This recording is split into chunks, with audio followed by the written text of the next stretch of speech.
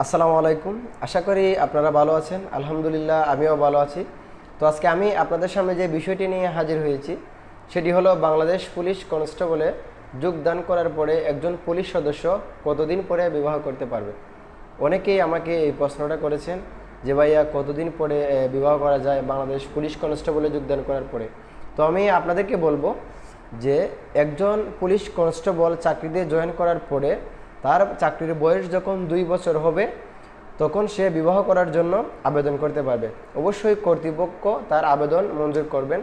এবং আমি আপনাদেরকে আরেকটি জিনিস বলবো যে আপনার বয়স অবশ্যই 21 বছর হতে হবে এবং আপনি যাকে বিয়ে করবেন তার বয়স হতে হবে 18 বছর। এই তিনটা জিনিস যদি ফিল আপ হয় তাহলেই আপনি বিবাহ করতে পারবেন।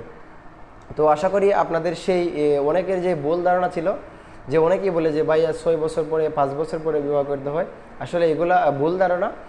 অনেকেই বলে যে চাকরির জয়েন দেওয়ার পরেই কি বিবাহ করা যাবে না। আসলে আপনার যে চাকরির 2 বছর শিক্ষানবিশকাল, সেই শিক্ষানবিশকাল শেষ হওয়ার পরেই আপনি বিবাহ করতে পারবেন। তো আমি আপনাদেরকে বলে রাখি, বাংলাদেশ পুলিশ কনস্টেবল নিয়োগ পরীক্ষার দিক নির্দেশনা এবং সাজেশন পেতে আমার এই চ্যানেলটি সাবস্ক্রাইব করে রাখতে পারেন। আমি আপনাদের সাথে আছি এবং আমি আপনাদেরকে বলবো যে আপনাদেরকে সার্কুলার প্রকাশ হওয়ার পর থেকে শুরু করে আপনাদেরকে শেষ পর্যন্ত আমি আপনাদেরকে সাপোর্ট দেব।